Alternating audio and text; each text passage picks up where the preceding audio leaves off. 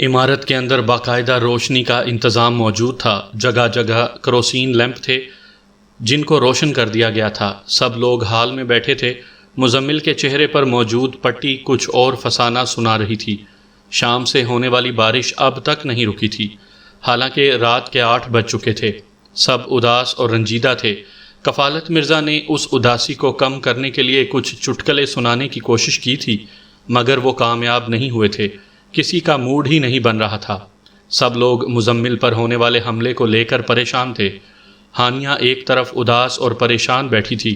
روحان کمرے سے باہر جا چکا تھا۔ عادل بھی اس کے پیچھے تھا۔ ناز ہانیہ کے ساتھ ہی تھی۔ مجھے تو نہیں لگتا کہ روحان اس موذی سے میرا پیچھا چھڑا پائے گا۔ آج میری وجہ سے میرے مزمل کی جان خطرے میں پڑ گئی۔ میں سوچتی ہوں کہ اپنے آپ کو اس کے حوالے کر دوں۔ اس کی بات سن کر ناز چونک گئی۔ دوسرے پل وہ ہمدردی سے بولی، اللہ پر بھروسہ رکھو، وہی کوئی سبیل نکالے گا۔ ہانیہ نے کوئی جواب نہ دیا۔ اچانک ہانیہ کی نظریں کھڑکی کی جانب اٹھ گئیں۔ دوسرے ہی پل اس کی آنکھیں حیرت سے پھیل گئیں۔ اس نے جو کچھ دیکھا وہ اس کے لیے ناقابل یقین تھا۔ وہی سیاہ پوش بارش میں کھڑا بھیگ رہا تھا۔ ہانیہ کی چیخ نکل گئی۔ اس کی چیخ سن کر مزمل بھاگا آیا تھا، ساتھ ہی بابر بھی تھا۔ وہ سیاہ پوش، ہانیہ نے کانپتے ہوئے جواب دیا۔ کہاں؟ بابر نے پوچھا۔ وہ سامنے۔ ہانیہ کی آنکھوں سے حد درجہ خوف ظاہر ہو رہا تھا۔ مزمل نے دیکھا تو سامنے بارش میں کوئی کھڑا نظر آیا۔ ارے یہ تو روحان ہے ہانیہ، مزمل نے جواب دیا۔ مزمل کی بات سن کر بابر کے ہونٹوں پر پر اصرار سی مسکراہٹ دوڑ گئی۔ اب ہانیہ نے اس کی طرف دیکھا تو واقعی وہ روحان تھا جو کہ بارش میں کھڑا تھا، لیکن اس کا چہرہ ہانیہ کی طرف نہیں تھا بلکہ وہ دوسری طرف دیکھ رہا تھا۔ میں جھوٹ نہیں کہہ رہی، ابھی میں نے اسے دیکھا تھا، ہانیہ نے روحانسی آواز میں کہا۔ میں نے کب کہا کہ تم نے جھوٹ کہا؟ تمہاری نظروں کو دھوکہ بھی تو ہو سکتا ہے۔ اب سب لوگ ہانیہ کے گرد جمع تھے۔ اچانک بابر نے مزمل کے کان میں کچھ کہا۔ میرے خیال سے وہ ٹھیک کہہ رہی ہے۔ کیا مطلب؟ مزمل جھلا گیا۔ ہانیہ بی بی کے لہجے کا یقین اس بات کا غماز ہے کہ وہ جھوٹ نہیں بول رہی۔ کیا مطلب؟ تم یہ کہنا چاہتے ہو روحان اور سیاہ پوش ایک ہی ہے؟ مزمل کی بات پر بابر کے ہونٹوں پر معنی خیز مسکراہٹ دوڑ گئی۔ مطلب تم کو تھوڑی دیر میں خود ہی پتہ چل جائے گا۔ اسی لمحے روحان کمرے میں داخل ہوا۔ تم بارش میں کیا کر رہے تھے روحان؟ مزمل نے پوچھا۔ یار مجھے بارش میں بھیگنا پسند ہے، اتنا کہہ کر روحان ایک کرسی پر جا کر بیٹھ گیا۔ اسی لمحے کچن سے کھانوں کی خوشبوئیں آنے لگی تھیں۔ تھوڑی ہی دیر گزری تھی کہ معراج کندھے پر ایک بڑا سا بیگ لٹکائے کمرے میں داخل ہوا۔ اس کے ہاتھ میں ایک رجسٹر تھا جس میں ایک عدد نکاح نامہ موجود تھا۔ نکاح نامہ اس نے مزمل سے لیا تھا۔ اس نے بیگ ایک میز پر رکھ کر کھول دیا۔ اس نے نہایت ہی عجیب سی ایک بڑی سی بوتل نکالی تھی۔ ایسی بوتل مزمل نے بہت کم دیکھی تھی۔ روحان بھی چونکا تھا۔ بوتل کا رنگ سبز تھا۔ شراب کی بوتل ہے؟ کفالت مرزا نے پوچھا۔ نہیں، بابر نے کہا۔ پھر کیا چیز ہے اس میں؟ فہد صاحب نے کہا۔ بابر نے مسکرا کر کہا، یہ بوتل کسی اہم چیز کا وزن اٹھائے گی۔ فہد صاحب نے کچھ نہ سمجھتے ہوئے سر ہلا دیا تھا۔ اب ہانیہ اور مزمل کے نکاح کی رسومات شروع کی جاتی ہیں، معراج نے بلند آواز سے کہا۔ ٹھہرو، روحان کی آواز گونجی جو کہ کرسی پر پاؤں پھیلائے بیٹھا تھا۔ اس کی نظریں ہانیہ کی سمت تھیں۔ روحان کے ہونٹوں پر ایک عجیب سی مسکراہٹ کھل رہی تھی۔ پھر روحان کرسی سے اٹھا اور ٹہلنے کے انداز سے عادل کے پاس جا کر کھڑا ہوا۔ مزمل، جہاں تم اپنی زندگی کا آغاز کرنے والے ہو، وہیں میں بھی اپنی محبت کی داستان پوری کرنا چاہتا ہوں۔ ضرور، میں تو تم سے پہلے دن سے کہہ رہا ہوں، وہ مسکرا دیا۔ موقع نہیں تھا، میرا علم کہتا تھا کہ درست موقع اس دن ہے جب تمہاری شادی ہو۔ کیا مطلب؟ دھیرج میرے دوست، میں نے بھی کوئی 6 یا 7 سال انتظار کیا ہے۔ پھر اس نے ہانیہ کی طرف دیکھا اور بولا، میں ایک لڑکی کی محبت کی پاداش میں اپنے قبیلے سے نکالا گیا تھا۔ میں اس سے نکاح کرنا چاہتا تھا، بابا نہیں مانے۔ اس لڑکی کو پہلی بار میں نے اس وقت دیکھا جب وہ اپنی ایک دوست کے ساتھ سڑک پر چلی جا رہی تھی اور میں وہیں تھا اور لڑکی مجھے دیکھ کر ڈر رہی تھی۔ اس کی دوست کا بھی برا حال تھا۔ اتنا سننا تھا کہ ہانیہ کے چہرے کے تاثرات عجیب ہو گئے۔ روحان اپنی بات جاری رکھے ہوئے تھا۔ پھر اس لڑکی کو مجھ سے الگ کر دیا گیا۔ میں نے اس کی تلاش شروع کر دی۔ اس کی تلاش مجھے یونیورسٹی لے گئی۔ یونیورسٹی میں نے اس کو پہلی بار دیکھا۔ میری محبت کی آگ اور تیز ہو گئی۔ تم نے یونیورسٹی میں اس لڑکی کے لیے داخلہ لیا تھا، کون ہے وہ لڑکی؟ مزمل نے بے تابی سے پوچھا۔ مزمل کی بات پر عادل کے چہرے پر مسکراہٹ دوڑ گئی، جبکہ روحان کے چہرے کے تاثرات ڈرامائی ہو گئے۔ ہاں، وہ لڑکی اس یونیورسٹی میں ہی پڑھتی ہے، لیکن اس سے پہلے میں یہ بتا دوں کہ میں کون ہوں۔ جانتے ہو، میں اس سے محبت کر بیٹھا جو کہ خاک ہے، اور میں تو آگ ہوں۔ آگ ہوں؟ کیا مطلب؟ آگ سے تو جنات بنے ہوتے ہیں، بابر نے کہا۔ ہاں، میں وہی جن ہوں جو ہانیہ کا پیچھا کیا کرتا تھا۔ پہلی بار جب میں نے ہانیہ کو دیکھا تو وہ اسکول سے گھر جا رہی تھی، اسی وقت ہی مجھے اس سے محبت ہو گئی، اور پھر بارش کا وہ موسم میری قوت بڑھاتا تھا، اور پروفیسر عطا نے ہمارا مذاق اڑایا، ہماری قوم کا مذاق اڑایا۔ دیکھو، آج وہ پاگل خانے میں پڑا ہے۔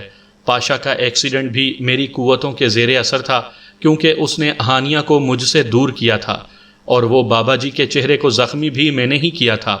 اب ہانیہ کو مجھ سے کوئی جدا نہیں کر سکتا۔ کبھی میں سیاہ پوش کے روپ میں ملتا ہوں اور کبھی بلے کے روپ میں، روحان نے سنسنی خیز لہجے میں کہا۔ اس کے انکشافات سے سب کا منہ حیرت سے کھلا کا کھلا رہ گیا، خاص کر عادل کا۔ ہانیہ کی آنکھیں بھی پھٹی کی پھٹی رہ گئی تھیں۔ تم نے دوست بن کر مجھے دھوکہ دیا، مزمل نے بھرائی ہوئی آواز میں کہا۔ نہیں دوست، محبت میں سب چلتا ہے، روحان مسکرا دیا۔ کمرے میں موت کا سناٹا سا طاری تھا۔ ہانیہ اور مزمل کی وہ حالت تھی جیسے کاٹو تو بدن میں لہو نہیں۔ خود روحان کے لبوں پر زہریلی مسکراہٹ تھی۔ ایک بات اور بتا دو، بابر بولا، تم اس وادی میں ہمیں کیوں لائے؟ یہ میری اپنی جگہ ہے، یہاں میری قوتیں بڑھ جاتی ہیں۔ میرے علم نے مجھے بتایا تھا کہ میں ہانیہ کو اسی وقت حاصل کر سکتا ہوں جب وہ کسی انسان کے نکاح میں جانے کی تیاری میں ہو۔ اب دیکھو، میں اپنے مقصد میں کامیاب ہو گیا ہوں، اب ہانیہ میری ہوگی۔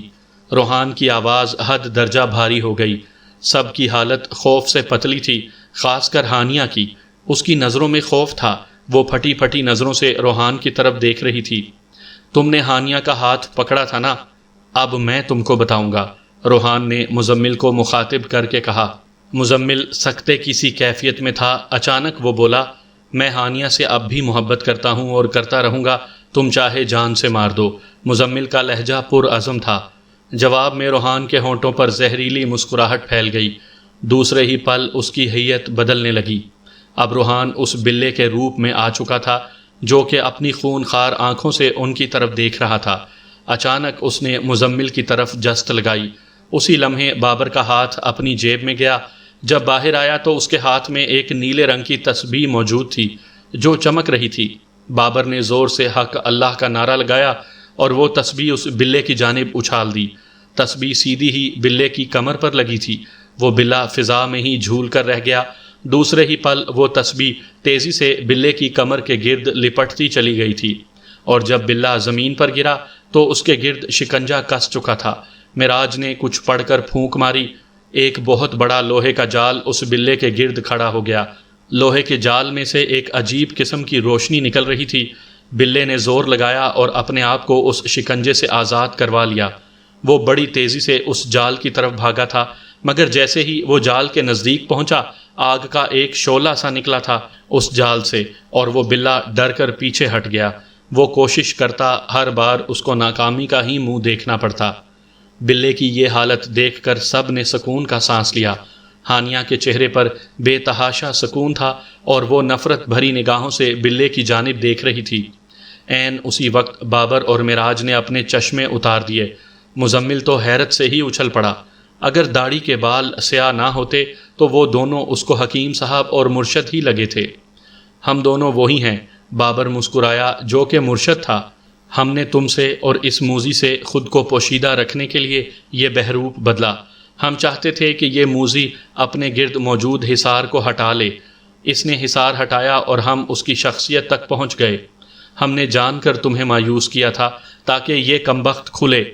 اوہ، تو تم لوگ میری جاسوسی کے لیے آئے ہو، مگر مجھے مارنا اتنا آسان نہیں، روحان اس لوہے کے جال کے پیچھے سے بولا جو کہ اب انسانی روپ میں آ چکا تھا۔ مزمل نے غور سے اس کی طرف دیکھا تو اس کا جسم کئی جگہ سے زخمی اور جلا ہوا تھا۔ نہ جانے کیوں مزمل کو افسوس ہونے لگا تھا۔ روحان کے چہرے پر بے پناہ کرب کے تاثرات تھے۔ اچانک عادل زور سے چلایا اور چلاتا ہوا تیزی سے لوہے کے جال کی طرف بھاگا۔ وہ چلا رہا تھا، میرے دوست کو چھوڑ دو، مجھے مار دو، اس کو چھوڑ دو۔ مزمل نے اسے روکنے کی کوشش کی مگر عادل نہ رکا۔ جیسے ہی اس نے لوہے کے جال کو ہاتھ لگایا، آگ کا ایک شعلہ نکلا تھا اس لوہے سے جو کہ عادل کے سینے سے ٹکرایا۔ عادل کے منہ سے ایک زبردست کراہ نکلی اور وہ وہیں بے ہوش ہو کر زمین پر گر پڑا۔ عادل کی یہ حالت دیکھ کر مزمل تیزی سے اس کی جانب بڑھا اور ناز بھی اس کے پیچھے تھی۔ عادل میرے دوست، عادل میرے دوست، روحان چلایا۔ تمہارا کھیل ختم ہو چکا ہے روحان، حکیم صاحب نے سنجیدگی سے کہا۔ بھول ہے تمہاری، یہ جال مجھے کب تک قید رکھے گا؟ روحان نے مسکرا کر کہا، میں ہانیہ سے پیار کرتا ہوں اور اس کو حاصل کر کے رہوں گا۔ نفرت کرتی ہوں میں تم سے، ڈرا کر کبھی محبت نہیں کی جاتی۔ تم نے ہر پل مجھے خوف زدہ رکھا، ہر پل مجھے اذیت دی۔ میں تم کو اور تمہاری محبت کو ٹھوکر مارتی ہوں، تھوکتی ہوں تم پر۔ ہانیہ نے پہلی بار زبان کھولی اور غصے میں کہا۔ یہ سننا تھا کہ روحان کے چہرے پر موت کا سناٹا سا طاری ہو گیا، اس کی آنکھوں سے آنسو جاری ہو گئے۔ مزمل کے چہرے کے تاثرات عجیب ہو گئے۔ اس کو نہ جانے کیوں روحان سے ہمدردی ہونے لگی تھی۔ وہ اچھی طرح جانتا تھا کہ محبت مجبور کر دیا کرتی ہے۔ مار دو مجھے، میں نہیں جینا چاہتا، میں نہیں جینا چاہتا، میں مرنا چاہتا ہوں، روحان نے بھرائی ہوئی آواز میں کہا اور اپنا سر گھٹنوں میں چھپا لیا۔ شاید اس کا دل ٹوٹ گیا تھا۔ ہانیہ کی نفرت شاید اب موت ہی اس کا واحد سہارا تھی۔ روحان، میں تم کو حضرت سلیمان علیہ السلام کے نام پر حکم دیتا ہوں، اس بوتل میں آ جاؤ، مرشد نے روحان کی طرف دیکھ کر کہا۔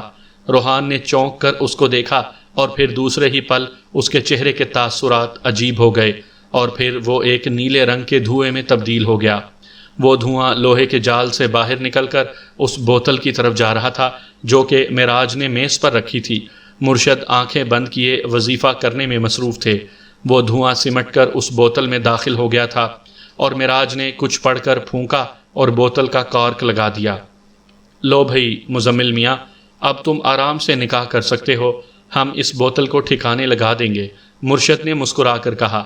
بہت شکریہ آپ کا مرشد، مگر مجھے عادل کے لیے افسوس ہے، مزمل نے زمین پر پڑے عادل کی طرف اشارہ کر کے کہا۔ یہ اس کی اپنی غلطی تھی، اپنے دوست کی محبت میں اس نے لوہے کے جال کو ہاتھ لگا دیا جس پر ایک بہت بڑا وظیفہ کیا گیا تھا، مگر یہ مرا نہیں ہے، لیکن ہوش میں آنے کے بعد ہمیشہ کے لیے پاگل ہو جائے گا، حکیم صاحب نے افسردگی سے جواب دیا۔ اب تو بھائی کی شادی بڑی ہی دھوم دھام سے ہوگی، ناز نے شرارتاً مزمل کی طرف دیکھ کر کہا۔ جواب میں ہانیہ نے اس کے سر پر چپت لگا دی۔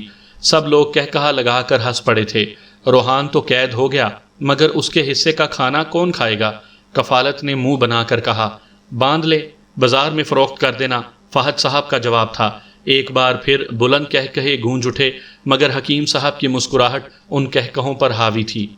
جب سب لوگ رخصت ہو رہے تھے، نہ جانے کیوں مزمل کو یہ پرفضا مقام اجاڑ لگ رہا تھا۔ یوں لگ رہا تھا کہ ہر چیز مرجھا گئی ہو، جیسے ہر چیز روحان کے دم قدم سے ہو۔ ان لوگوں نے وہاں سے جانے میں جلدی کی تھی۔ عادل کو شہر کے ہسپتال میں داخل کروا دیا گیا تھا۔ حکیم صاحب اور بابا جی نے وہ بوتل سمندر برد کر دی تھی۔ سامعین کرام، آپ سن رہے ہیں ایک خوفناک اردو کہانی آتش زادہ۔ یہ اس سلسلے کی آخری قسط ہے۔ مجھے امید ہے آپ کو میری یہ کاوش پسند آئی ہوگی۔ آپ نے اگر ابھی تک میرا چینل مائی وائس سبسکرائب نہیں کیا تو ابھی میرے چینل کو سبسکرائب کر کے بیل نوٹیفیکیشن آن کر لیجئے تاکہ آنے والی ہر نئی کہانی کی اطلاع بر وقت آپ تک پہنچ سکے۔ ارمانوں بھری رات مزمل کی زندگی میں ستارے لے کر آئی تھی۔ ان دونوں کی محبت اپنی منزل تک پہنچ گئی تھی۔ کہتے ہیں جب آپ کی محبت سچی ہو تو پوری دنیا آپ کو اس سے ملانے میں لگ جاتی ہے۔ شادی کو 1 ماہ گزر چکا تھا۔ وہ دونوں بہت خوش تھے۔ مزمل کمرے میں موجود تھا۔ اچانک ہانیہ نے ڈریسنگ کی دراز میں ہاتھ ڈالا۔ جب اس کا ہاتھ باہر آیا تو ہاتھ میں وہی گلاب کا پھول تھا جو کہ مہک رہا تھا۔ گلاب کو دیکھ کر ہانیہ کے چہرے کے تاثرات عجیب سے ہو گئے۔ اس نے فوراً ہی وہ گلاب بستر پر پھینک دیا۔ کیا ہوا؟ اس کو پھینک دیا؟ مزمل مسکرایا۔ نفرت ہے مجھے اس گلاب سے، اس گلاب کے پھول والے سے، ہانیہ نے نفرت سے کہا۔ مزمل نے آگے بڑھ کر وہ گلاب اٹھا لیا۔ اس کے ہاتھ میں آتے ہی وہ گلاب سلگنے لگا تھا۔ ایسا لگ رہا تھا کہ جیسے اس گلاب نے پسند ہی نہ کیا ہو کسی اور کے ہاتھ آنا۔ مزمل نے پہلی بار سلگتا ہوا گلاب دیکھا تھا، وہ بالکل اسی طرح سلگ رہا تھا جیسے کہ کوئلے سلگ رہے ہوں۔ ہانیہ، بے شک اس نے نفرت انگیز کام کیا تھا، مگر وہ تم سے محبت کرتا تھا، اور محبت انسان کو مجبور کر دیتی ہے۔ محبت کی دنیا صحیح اور غلط کچھ نہیں ہوتا، بس محبت ہوتی ہے۔ مزمل نے طویل سانس لے کر اپنی بات مکمل کی۔ ہانیہ نے کوئی جواب نہ دیا، بس وہ گلاب کی طرف حقارت بھری نظروں سے دیکھ رہی تھی۔ اس نے فوراً ہی مزمل کے ہاتھ سے گلاب لیا اور کھڑکی سے باہر پھینک دیا۔ مزمل نے یہ دیکھ کر طویل سانس لی اور کھڑکی کی طرف دیکھ کر بولا، دوست، مجھے تم سے کوئی شکایت نہیں، یہ محبت ہے ہی ایسی، اگر میں بھی تمہاری جگہ ہوتا تو ایسا ہی کرتا۔ اتنا کہہ کر وہ کمرے سے باہر نکل گیا۔ دوسرا دن ہنگامہ خیز تھا۔ دوسری صبح ہانیہ نے وہ گلاب پھر اپنے سرہانے پایا۔